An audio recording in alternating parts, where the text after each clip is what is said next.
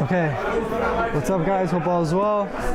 So we're continuing going over the book, The Indisputable Truth, which brings compelling evidence for how you know God exists, how you know the Torah, Judaism is from God, and purpose of life. And I forgot to mention before, in the first class, like the topics this book covers. So this book, when we go through this whole series, going through every page in the book, we're going to go over topics of how you know God exists, refuting major world religions and beliefs, like basically going through Christianity, Islam, Buddhism. How do you know those? Maybe those God gave those religions, right? We're going to go through them. We're going to disprove them. We're going to go through Judaism. How do you know Judaism is from God? Oral Torah, rabbinical laws, purpose of life, secrets of happiness and success, Messiah, life. What happens after you die? Life after death. Why do bad things happen to good people? What does it mean to be a Jew? Intermarriage. Why can't I marry a non-Jew? Why is there anti-Semitism? Age of the universe versus the Torah, evolution, free will. Basically, all the foundational topics of Judaism we're going to be covering in this whole lecture.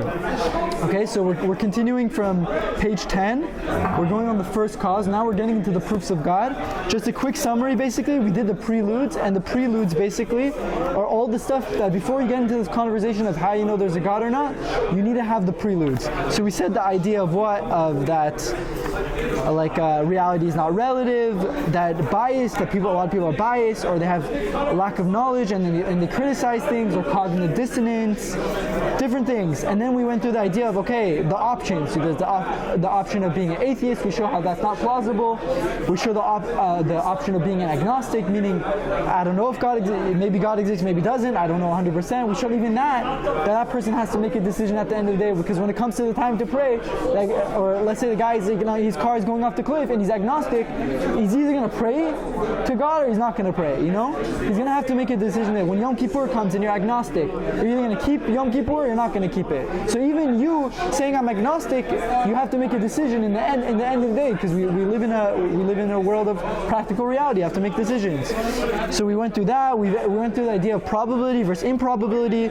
We said the idea that we don't go by what's possible, because anything is possible. You can always go on the lowest statistics for anything. No one lives life like that. We go by probability. Every decision, whether you're eating something, whether you're drinking something, whether you're going to marry somebody, you go based off of probability. You go based off of what are the chances it's going to work out. Not, maybe this could happen. Maybe there's poison in the food. Maybe the girl I want to go out with is going to be crazy. No, you go on probability, not possibility. Why? Because no one lives in that reality. And then we went through the idea versus belief versus knowledge. We don't want to be living lives in blind faith, leaps of faith. We want to know, we want to have knowledge and evidence that what I'm doing is right, so I'm not wasting my time. Okay, fine.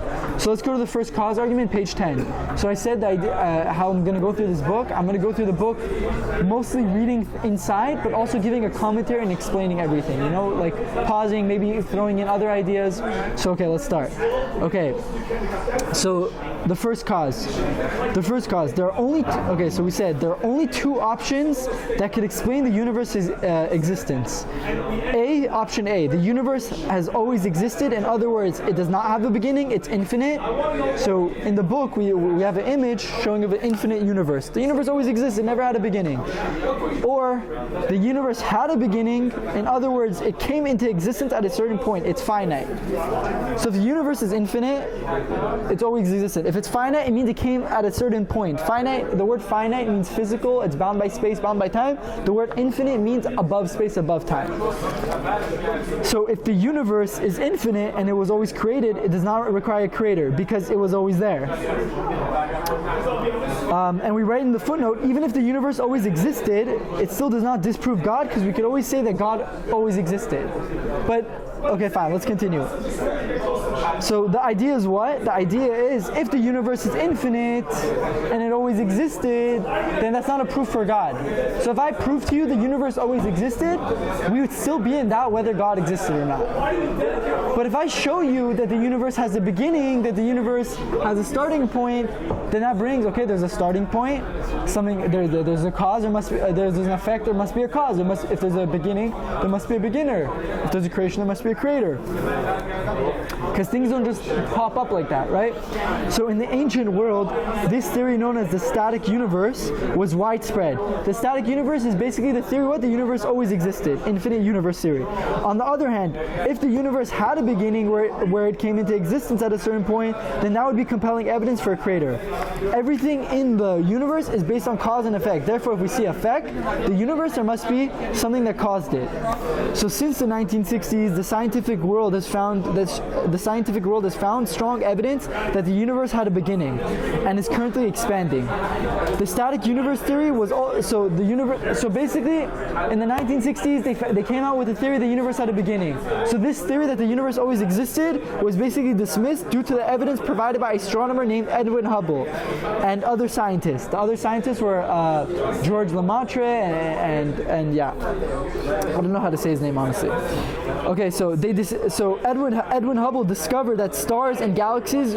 These scientists and Edwin Hubble discovered that stars and galaxies were moving away from the Earth, and therefore it means that the universe is actually expanding. Now, if the universe is expanding, then it must have started expanding at some initial point. It couldn't have always been expanding. To better picture this, let's say you could take a video of the universe expanding. If you were to rewind the video fully, you would then see that the universe had a starting point that was much smaller compared to how big it is today. Scientists call this theory that of the very beginning of the universe the Big Bang. Meaning what? I'll just say it outside, because kind of like even reading it outside, it's really, you need to say it outside. Basically, Hubble saw the universe was expanding, okay? He saw through his telescope that all the stars and everything were moving away from the Earth, something called redshift. And if you see the universe is expanding, imagine I have a video, the universe is started at a point and it's getting bigger and bigger and bigger. Everything is moving away, right? Now what happens if you rewind the video until a small point? So that's how they predicted that there must have been a beginning point. And the Big Bang is not an explosion, whatever like people think. It's a singularity, a point that it's a big expansion. That's a better word for it. Some point, some singularity where we're going to explain here, but expanded. So he proved that we didn't know the universe was expanding.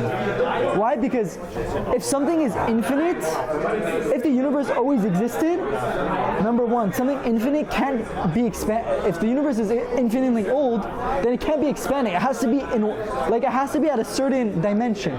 You get that? Because if it's expanding, that means it's not really infinite. It's not truly the definition of infinite, all existing. Because if something is infinite, you can't add on to infinite. You can't get bigger than infinite. If I tell you something is infinitely big, you can't say, okay, I'm going to make that infinitely thing bigger. It's a contradiction. Infinitely big means infinitely big. There's no bigger than infinitely big. That's why once you see the universe is expanding, you automatically see from there it's not infinitely big. It had a bit, and that means it had a beginning point. You can rewind it and go back. So the Big Bang theory, the theory states that at the moment of the creation of the universe, there was an extremely hot, small, and dense ball of energy dash matter. That ball, scientists call it a singularity, but I'm just going to call it a ball just to make it easy terminology. So imagine a ball of energy and matter. You know the formula E equals mc squared? Energy equals E equals m mass times the speed of light squared. So all the energy you see in the universe is basically atoms and molecules, things that have space, take up mass, right? Mass is weight, times speed of light. Basically, it's atoms and molecules moving at a very fast speed. That's what energy is. Okay? So if I took up my phone and I broke apart all the atoms and molecules, right? And I sped it up so fast, it turns into energy. That's basically what energy is. So imagine there's a singularity, a ball. At the beginning of it, there's nothing, no sun, no moon, no stars, just a beginning point. Eventually, okay, so when we say dense means everything you see in the universe, the stars, the moons, the earth, everything was combined into that point. Why? Because we say an atom is 99% empty space. Atoms and molecules, yeah? Like, they're 99% empty, so why does it feel like, what do you mean, this is 99% empty space? Yes. But why does it seem like it's an object? Why is it solid? Because the atoms are moving so fast, it's giving you an illusion that there's something there. It's like a fan. If you have a fan off, you could stick your hand through. When the fan is moving so fast, you can't stick your hand through. Why? Because the material is moving so fast. So eventually, this extremely hot, like whatever, so small. They say you can't even put like how small it is, smaller than the smallest proton, neutron, electron, even smaller than that. It even breaks down. What's smaller than a proton, a neutron, and an electron? Quarks, quarks. Even smaller than that. So small, but it's something.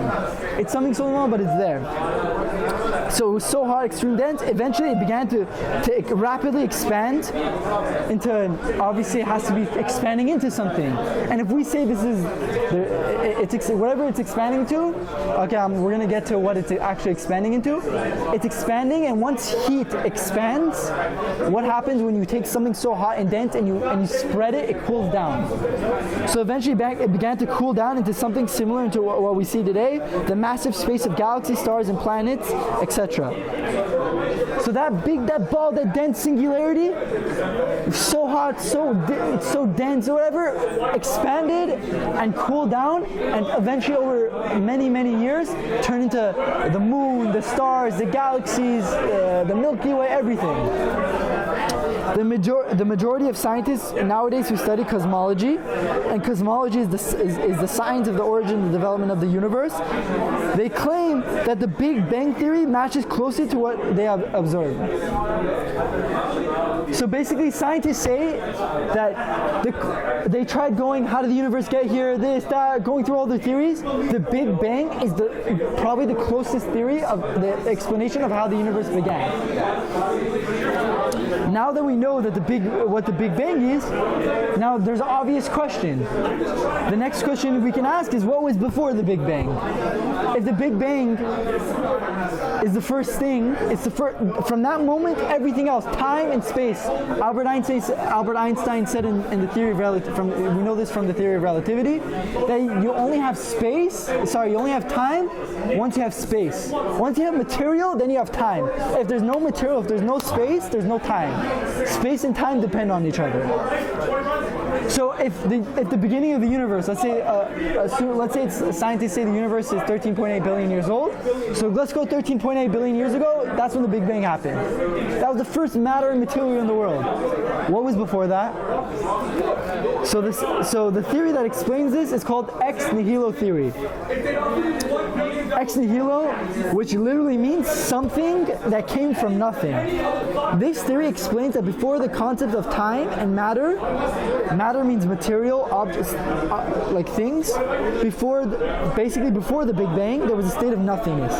There was no matter, no atoms, no objects, no physical entities, absolutely nothing. The theory claims that from this nothingness came something. From a state of no energy and matter to a state of energy and matter. Obviously, no human can fully understand what a state of nothingness is. The concept of nothingness just does not fit into our brains. Explaining the concept of nothingness is like explaining the color blue to a blind person from birth. It is impossible. However, even though it is extremely difficult for our brains to comprehend what this really means, conceptually speaking, we have somewhat an idea of its meaning.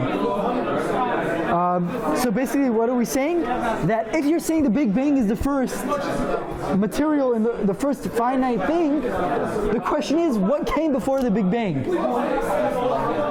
So we're assuming it's nothing. Maybe it's something else that's a finite. Maybe it's something else. So we're going to get to it. But the point is, that's what we're saying. What's nothingness? Now, that's a really deep question. What is nothingness? Imagine nothingness. Is it a black hole? Is it like if I imagine nothingness in my head and I close my eyes, I just think of black space, right? But even that is something. Black is a color. That's something. Black empty space is something. So whatever it is, it's above our comprehension. We can't understand what nothingness is. But conceptually, we know nothingness is nothing. It means nothing is there. But you can't imagine it. They say there's a story of a blind person. They're trying to understand this idea of nothingness. This blind person comes into the middle of class and he explains to the class. The rabbi was basically trying to explain nothingness. So the blind person said, "Rabbi, I have a perfect example of nothingness, of how to explain this idea." He said, listen, Rabbi, I was blind from birth. I never seen the color blue. So when I know you guys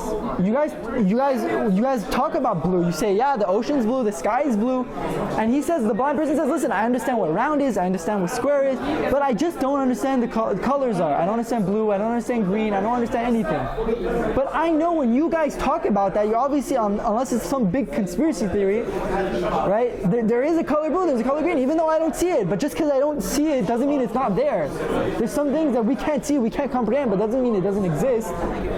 Right? When we say just because the blind person can't see the color blue, it doesn't exist? No, same thing with us. We don't understand nothingness, but it doesn't mean nothingness is not, it doesn't exist. There's something, the idea of nothingness, that idea still applies, whether we understand it or not. So we said that the Big Bang started with a singularity of matter, expanding and cooling down. If that is the case, let's examine the first law of thermodynamics, also known as the law of conservation of energy, which states that what? So this is one of the laws of physics. Energy can neither be created nor destroyed. Energy can only be transferred or changed from one form to another. Meaning what? All the energy you see this book here, you see the food on the table, you see this table, that is all energy that was just shifted from form to form. So this table started as a tree, it got converted, energy was put in, and to build it as a table, right? But the table didn't come from nothingness, it came from something. So the universe, if we see everything, you can't create new things. Energy can't be created or destroyed. So the question is, if the energy of the Big Bang, where did that come from? Energy doesn't just create on its own. How did that get there? With that being said, the big question is, who or what started the universe? Who started the Big Bang? Many people will tell you the Big Bang, meaning taking God out of the picture. How did the universe get here? The Big Bang. Forget God. Oh, that's the Big Bang. That's how the universe got here. But again, that doesn't answer how the initial energy and matter got there in the first place. It just explains what happens once there's a small ball of energy and matter. The real question is, how did the matter get there in the first place? Scientists today still can't give a solid explanation about what caused the Big Bang, of how the Big Bang got there. Scientists will tell you, once we got the Big Bang, from that energy and matter, I can explain to you. It cooled down, it turned into this, it turned into the Earth, and the galaxies, and space, They can explain to you that. But they can't explain to you how that got there and what was before there. So only once there's energy and matter are scientists able to explain how everything came from it. Some claim that before the Big Bang, there's multiple universes. Have you ever heard that theory, the multiverse? Meaning before the Big Bang, there was just another universe. There's nothing before the Big Bang. There's no nothingness. It was just something else. And then when that came to the end, it started another Big Bang, meaning multiple Big Bangs. Big Bangs just keep happening. Before this Big Bang, there was another Big Bang and another Big Bang forever. They claim that this cycle continues infinitely, but there's no reasonable evidence to support this. And even if that were the case, based on our intellect, we know that everything finite has a beginning point. Therefore, the cycles of universe would also have to have a source and a beginning point. Why? Because once we claim that this world is finite and physical because it has a size, age, mass, shape. What does finite mean? What is the word physical? What do you mean I kept saying finite? Exactly. It has a size, it has an age, it has a mass, it has a shape, it has something physical to it. Therefore, once it has those characteristics, it's automatically limited. Anything finite is limited. So once we claim that this world is finite and physical because it has those size, age, whatever, and therefore is limited, then it must be that something that is not finite and not physical had to create it. This is because things do not make themselves exist. Everything finite must have a finite source. Humans, animals, plants, which are finite and physical, were created from the earth. The earth is also finite. And the earth came as a result of the Big Bang, and the Big Bang is finite.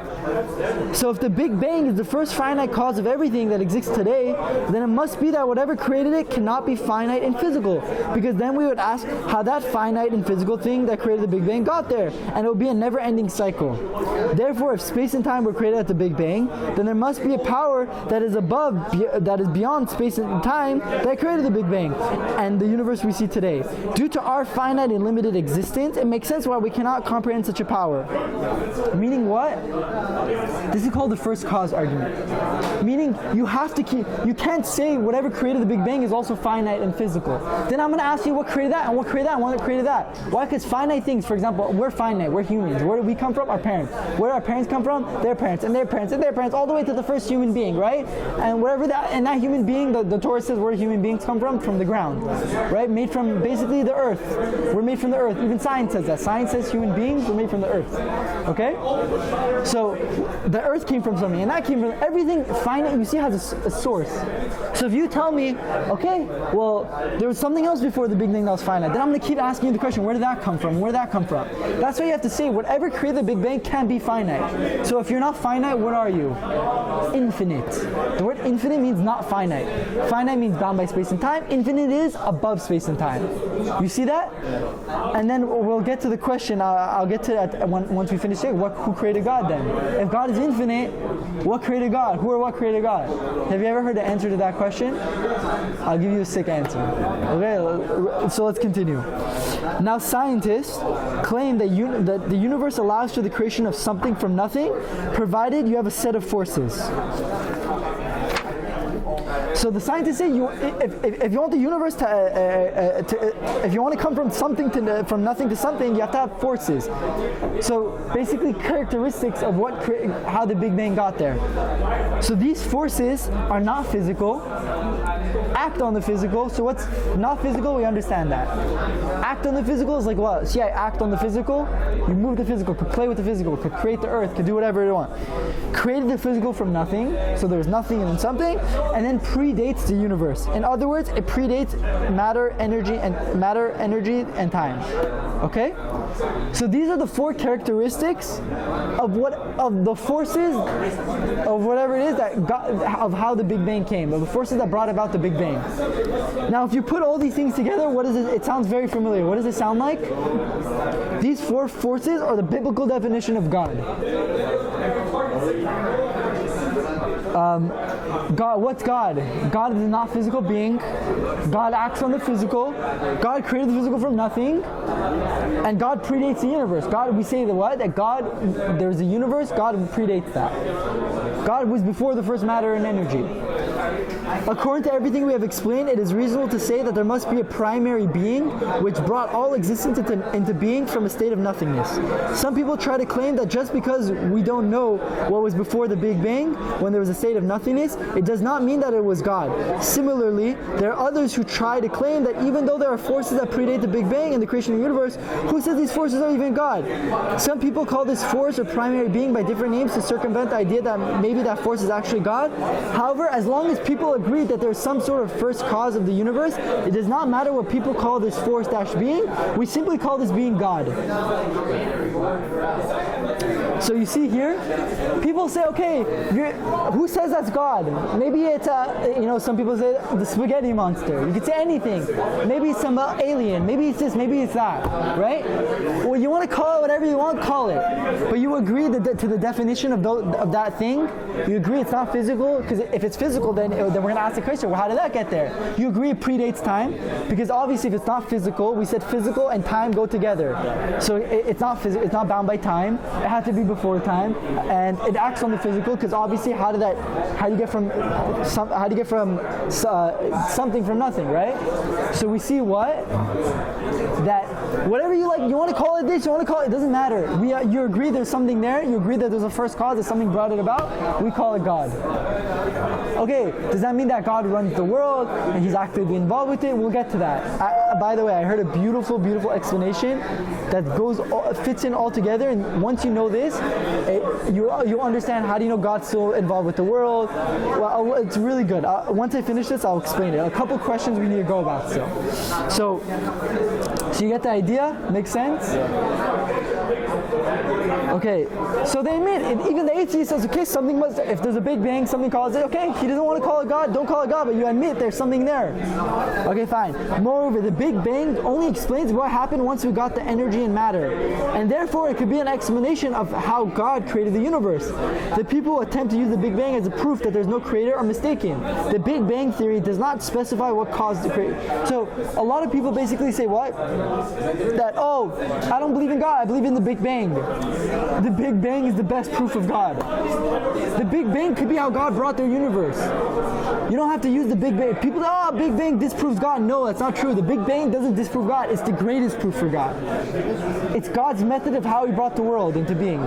By the way, Jewish mysticism, Kabbalah, if you learn, the ideas of Simsum, of how God brought the world, the secrets of creation, the secrets of Maaseh Bereshit, if you go to Ramban's a commentary on the Torah, he literally explains, he brings down a lot of Kabbalah. All these ideas is in Kabbalah. How there was nothingness, and from that nothingness came something. I'm putting it in scientific terms, but this is Judaism. Everything we're talking right now is straight Torah, straight Judaism. But it's more mysticism. It's very deep and lofty ideas.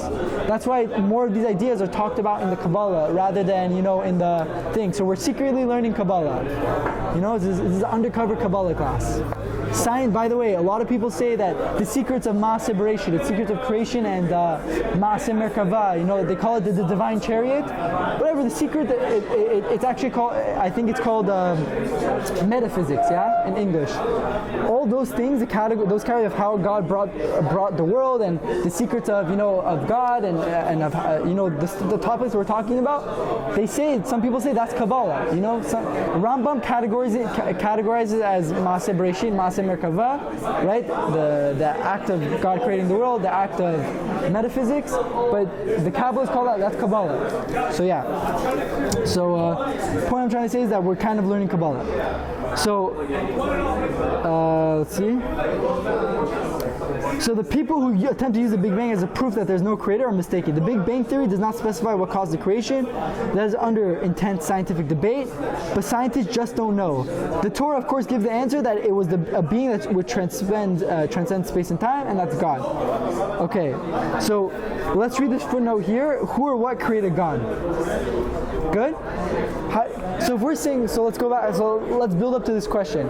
We're saying everything is finite, that means whatever created the universe can't be finite, it has to be infinite. We said everything finite, so anything physical has to come from something physical. So what about the infinite? Who created the infinite? Who created God?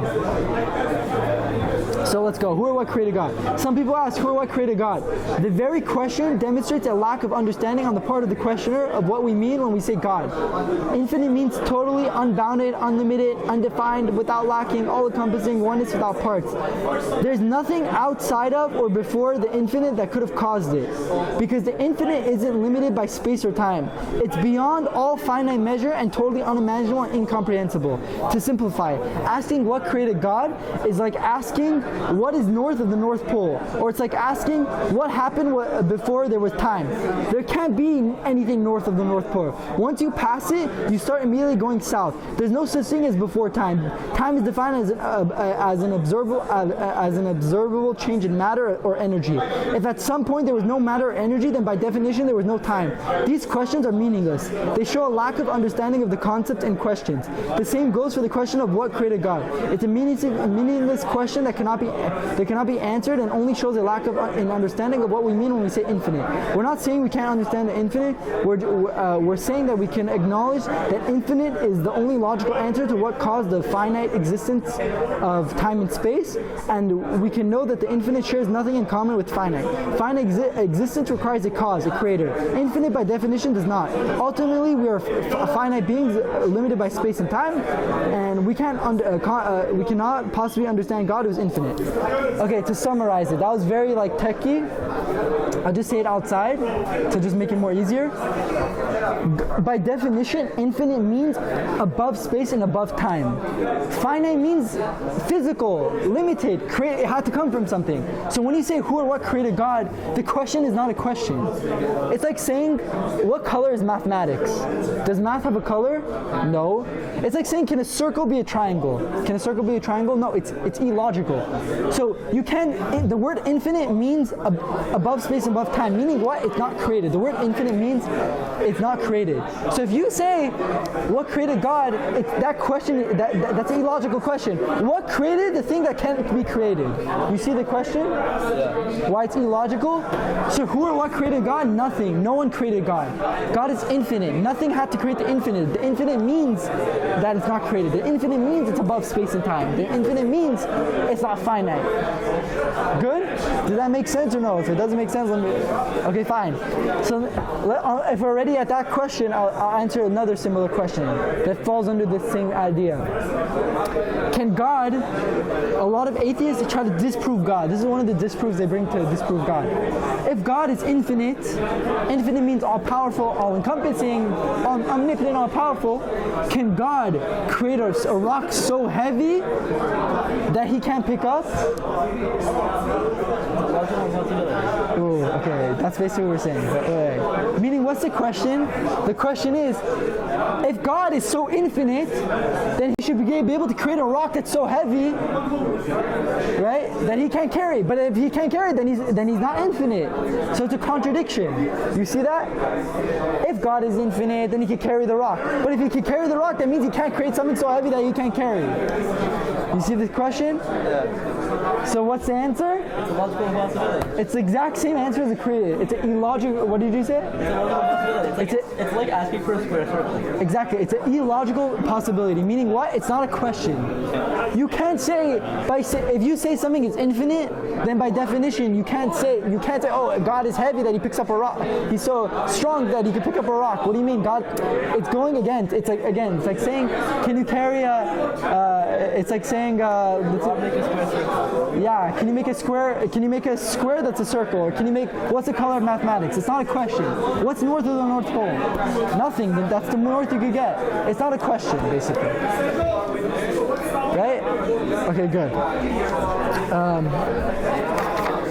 You know what? Now that we're already on this topic, so we'll get to the intelligent design, and we'll get to the other arguments. But let's put it this way: the question is, if God, a couple questions.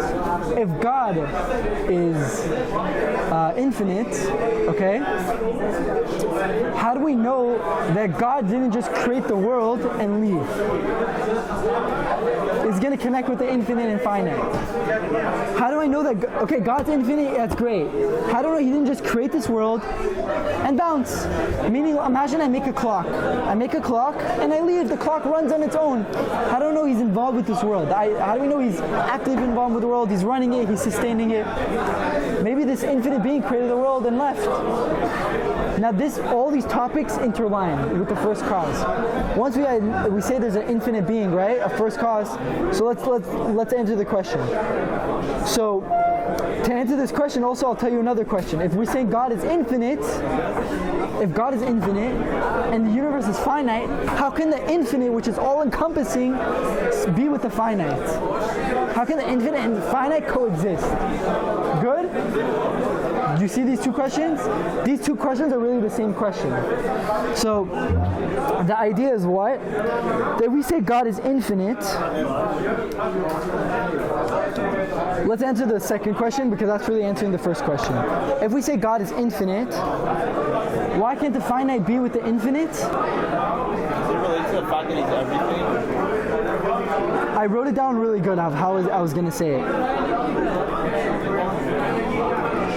Okay, I'll tell you how I wrote it down and I'll explain it. So we said the question, how do you know God didn't just create the world and leave it to run on its own? Meaning God is not really running the world and controlling what happens, he just left it on autopilot. And that's basically, in Jewish terms, how do you know there's hashgacha pratis? How do you know God's watching and running the world? So the answer, once we accept the idea that there's an infinite being that created a finite world, it doesn't make any logical sense to think that the finite can somehow be separate or independent from the infinite. The finite can't exist independently from the infinite and can't function independently of the infinite. And In other words, the world can't exist separate from God, the infinite, because you can't be separate from the infinite, as infinite is all-inclusive and all-encompassing. You see that? Meaning, God is all-encompassing. God is infinite. Yeah? So the finite is not a separate entity from God. It's included within the infinite. Okay, let me keep reading it, and it's a good explanation. I just wrote this down today. The question arises from the idea that I can, for example, create a car or a computer, turn it on, and then it just runs. This means I can make things that exist on their own. That's because I'm limited, and the things that I'm creating are things that already exist outside of me and separate from me. When I make a computer, I'm taking a bunch of pieces, putting them together, plugging them into some electricity, but everything about it was always independent of me. It was never an extension of me. So when God creates, it's as if, we say kavyachol, as if this world is just an extension of Him. This is why the whole idea beyond infinite being, finite being separate from infinite is illogical. So I'll give you I wrote an example. A parable to help us understand this idea is to think of it as if you're imagining a tree. Imagine you're imagining a tree in your head, or imagining a car. So instead of creating a car or planting a tree, a seed and growing it into a tree, when you create it in your mind, that tree is in your imagination, it's a part of you. It exists because you brought it into existence. It'll exist as long as you continue it to exist. And it will do whatever you want it to do. You want it to be an apple tree, it'll be an apple tree. You want it to be an orange tree, then you want its leaves to fall off. Everything about it at every moment is just a revelation of whatever you want it to be, whatever you imagine it to be. So when we talk about God's will, right, God's imagination in a sense, ultimately that's what we're talking about. God's will is that Hashem reveals, God reveals His will into the world at every moment. Everything happening, everywhere is always just God's will. So long as I imagine the tree, it will exist. So too the finite, which depends on the infinite. As long as the infinite wills the finite to exist, the finite will be there. But without the infinite, the finite will never exist. Asking if the finite can exist without the infinite is no different than asking if the thought of a person can exist without the person. No. The thought only exists because it depends on the human to think it. So too, the infinite physical universe depends on the infinite God to exist. Therefore, we see that because the finite universe depends on God's will for it to exist, God must be involved with the world. He didn't just create it and leave it on its own, because the universe constant existence is dependent on Him and His will for it to exist. This is why it must be that God is involved with the world, hashgacha pratit, in what we say in Judaism, and then just create it and leave it on its own like some people think. Okay, to summarize that. How do we know God is running the world? The idea is what? That the finite, if you say that God left the world, He created the finite and He left. He's not involved with the world, right? Because we proved that the infinite created the finite. But how do you know the finite is still involved with the infinite? Because finite can't exist without the infinite. And the example we gave, which is the best example, the example is, imagine I'm imagining a tree, right? The tree only exists as long as I will it to exist, right? The tree, if I stop imagining the tree, it stops existing. The tree is dependent on my will for it to exist, my imagination, right? So too the universe. The finite is basically, quote unquote, God's thought, God's imagination. God, quote unquote, I'm giving an example, obviously it's an example, don't take it literally, but just for us to understand this idea, God is basically imagining this universe. Imagine this universe is in God's quote unquote brain. Obviously it's not physical, right? So as long as God thinks the universe, God imagines the universe exists. The finite exists. But once God stops imagining the finite is gone. So the finite, if the finite was His own entity, then you're right. We could say that God created the world and left. But if the finite depends on the infinite, and the finite is attached to the infinite, and the infinite is willing the finite to exist, then guess what? You can never have a universe. This universe won't exist without God willing it to exist. It's no different than saying the thought. A person can think whatever it is, but if the person doesn't exist, the thought doesn't exist. You understand that? That makes sense? The universe, so the finite if the infinite doesn't exist, or the infinite is not involved, the finite can't exist. That's how you know, that answered the question of how you know God is running the world. Because if God is willing the world, and God is, again, like the example we're giving, He's thinking the world only exists because God's thinking about it, that means everything that happens in the world is God is causing. God, the reason the atoms and molecules are is because God is willing that to exist. The reason why everything you see, that's God, God's running it. Good? By the way, so that leads to so many different questions. Then how is there free will? If we're just God's imagination, how is there free will? That also leads to the question, if God's running the world and God's involved with everything, why do bad things happen to good people? You see, everything depends on this ultimate question of there's a finite being and this infinite being, right? There's infinite being, and this finite world depends on this infinite being. So now that also answers the question of how can the infinite and finite live together? That's a contradiction. It's not a contradiction. Because if we're saying the finite is not really anything, it's ein od milvado. You know the idea in Judaism, ein od milvado? Ein od milvado means what? It's a very powerful idea. There's nothing else but God. Nothing else. This universe, nothing exists but God. Ein od milvado. Literally the meaning of the word in Hebrew. There's nothing but God. I thought they said about the world above. What? I thought they said that about the world above. Like there's nothing else but God. Like it's so full. Didn't they say like the world above? It's like there's no. There's no like free will kind of. It's like everything's God. Everything's filled up by. Yeah, but that's what you're saying the same thing. We're saying the same thing. You're saying the next world, Olam Haba, right? Heaven. Everything, this world, heaven, everything is basically, think of it like this way, maybe not the next world, obviously it's very hard to imagine, and we'll talk about that later, whatever, but I'm saying this finite world is quote unquote God's imagination. It's a little bit dangerous to say this, but I'm giving a mashal, I'm giving an example. Don't think of it literally when I'm saying it's God's imagination. I'm just explaining to you that because there's no other way for us to comprehend it. We're finite beings, we can't understand the infinite. Yeah? It's above our comprehension. But the idea is finite and infinite can exist together because finite is just I'm giving again like the example. I'm imagining the thought. I can imagine a gigantic tree in my head. I can imagine a 500-pound elephant. Right? Do I say, oh my gosh, that doesn't fit in my brain, it hurts? No, it's imaginary. It doesn't take up any space. Right? It's a creation of nothing from something. Something from nothing, right? So the idea is what? That it's not a contradiction. Oh, we have infinite and finite. They can't exist because infinite is so great. They can't exist together. No, finite is in the infinite. Finite is the infinite imagination, meaning they both could coincide. It's not there's this and there's this. Finite is nothing. It's really ein od milvado. It's just God. It's just Hashem. Good? Okay. So that answered that. So we answered the question, who or what created God? We said what? No one created God. God, the definition of infinite means nothing created. Then we answered the question, did God just create the world and leave? Is it the clockmaker theory? Did He just bounce? No. He's the finite, this world is, right? It's dependent on the infinite. It can't exist without God. Therefore it must be God is running the world because infinite is all encompassing. It includes everything. Then we answered, what about finite and infinite? How does that go together? We said no, finite is still included within the infinite, so it's not a contradiction.